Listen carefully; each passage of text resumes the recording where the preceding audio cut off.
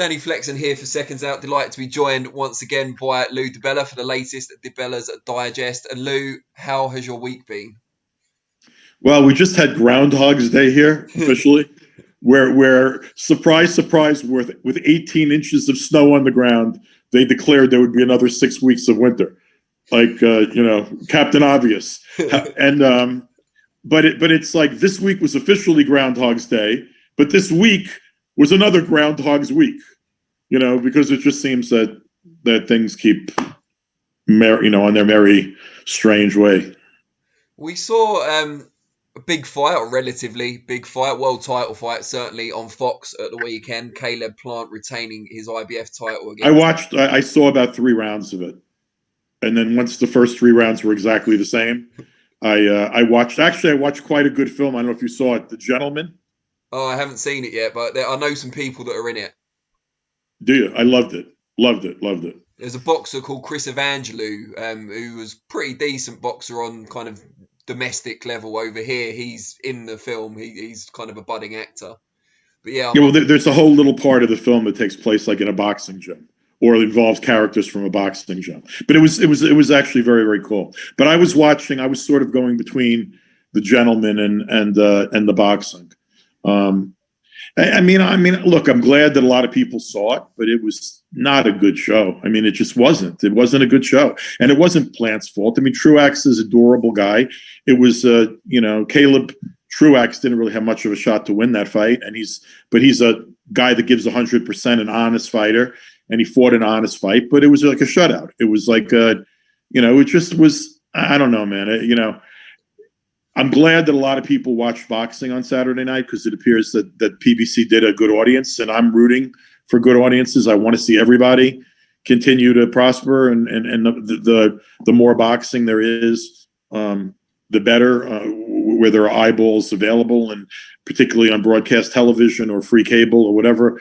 I love to see more boxing, but I didn't find it too scintillating. Me neither. and I watched all of it. But as you alluded to, it did over 2 million views at its peak, or 2 million viewers at its peak on Fox. Did that surprise you, given that the card wasn't premium particularly?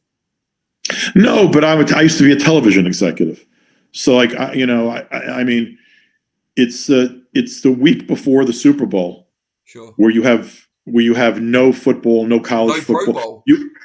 You have basically it was always a great week. The week before the Super Bowl, the off week before the Super Bowl, when I was at HBO, it was always the kind of week that you would look to do an event, because there wasn't a lot of competition. So the fact they did a good audience didn't shock me, but I think the fact that they did one of their best audiences since 2019, I think that's positive for PBC.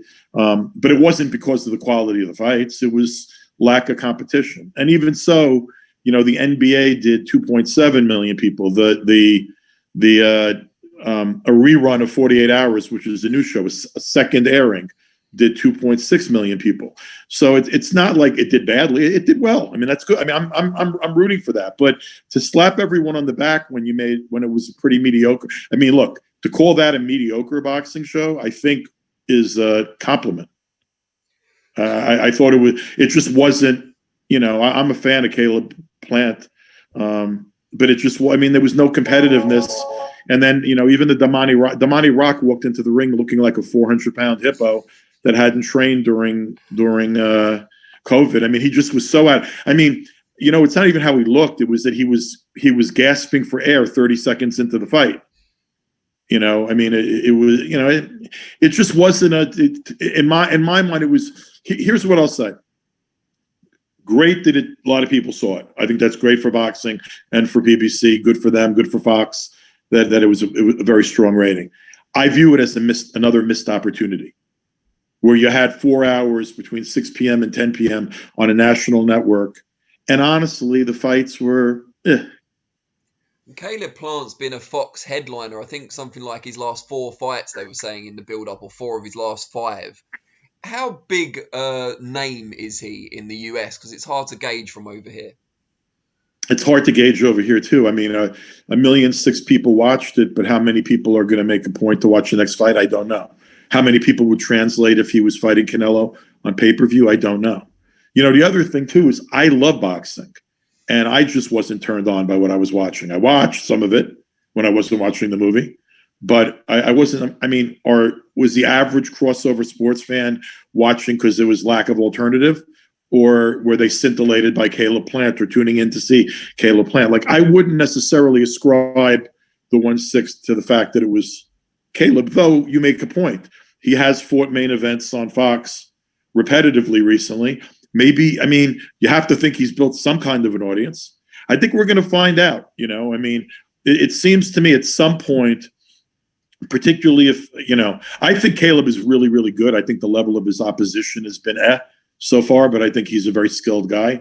I also think it would be stupid now for them to get him knocked off before a shot at Canelo. It'll be interesting to see if he fights Canelo. Does it go into a different level? I mean, is it similar to a Callum Smith or Kovalev kind of fight, or does it go into a different level? It'll be interesting to see. But the fact that Caleb Plant has had repetition on national broadcast television here is good for Caleb Plant. That really is. I mean, to sit here, it's stupid to judge, what is the 1.6 or 2 million people peak? What does that mean? It's a lot of people, and a lot of people saw Caleb Plant. That can't be bad for Caleb Plant, right? So, but we'll see in the future how much that translates to how enormous an event or big event Plant against Canelo could be. When you look at the whole package with Caleb Plant, so his in-ring skills, his personality, his backstory, would you buy Caleb Plant stock? Do you think there's a way for him still to go? Is there potential there? I'd buy his stock, even though I don't think you've been able to see him against the best level of guy. But I also don't think you've seen the best from him yet. I do think he's a skilled guy. Let me tell you, his style and his boxing smarts, his generalship and understanding of boxing in the ring, he's not going to be an easy out for anybody. So I have that level of respect for him. I'd like to see him step up to something bigger in his next fight. I don't think his last 4 or 5 opponents had any chance to compete with him, really. But that's also a tribute to the fact that he's pretty skilled. But I'd like to see him make that next move of a level. But I would like to see him with Canelo because, look, a lot of your UK fans want to see the Billy Joe Saunders fight. I'll watch. But Caleb's the guy that I've gotten to watch grow since he was an amateur in the States, and he has gotten a lot of television time, and he carries himself well outside of the ring. He's got a talented and beautiful wife. He's got a sort of the whole package, and he's certainly a guy that I would buy stock in, the same way I would buy stock in Teofimo Lopez. And you already know that I would pay a lot of money for Ryan Garcia stock if that stock was available. I think that he is one of those guys that figures to be a factor in the high end of boxing for the next few years. You mentioned Billy Joe Saunders there. It's been reported by a number of outlets now that a deal's been agreed for him against Canelo for May, assuming Canelo comes through. No one was going to do an Avi Yildirim fight for gazillions of dollars without a payoff on the back end. So, I mean, anyone that's not news. You pretty much knew that Eddie was going to make a 2-fight deal because Eddie's not a moron. DAZN's not morons. And frankly, Canelo and the people around him seem to be pretty astute. And, you're jamming somebody with a fight that, look, there's nothing wrong with Canelo. I mean, Canelo, fighting a Yildirim and fighting more often. He's still the biggest star in the game. People want to see him in the ring. I want to see him in the ring. I think you do. But I think the quid pro quo for that was agreeing to fight another guy of Eddie's who was of a different level. And Billy Joe Saunders at his best is one of the best fighters in the world. And Billy Joe Saunders at his best is also a bitch to fight. I mean, his style and his, he poses a lot of, it may not be fear of being smashed around the ring, but it's certainly fear of being moved around the ring or outboxed. And I do think, I'm going to favor Canelo over everybody, but, there's nothing wrong with that matchup. And I think it's certainly a step up from Yildirim. Well, yeah. Right. So assuming it is Billy Joe in May and potentially Caleb Plant in September, in your view, who has the better chance of pulling off the upset? I think I'd probably put him in a similar realm of possibility. In fact, in some ways, I think the things they bring to the table are similar, even though they have very different styles of fighting. I mean, they have a sense of how to move around the ring. They have, they balance defense with offense. They have movement. They feint. They do a lot of the stuff classically you're supposed to do in a ring as a top level fighter. Neither one of them is an easy out, and neither one of them is a favorite.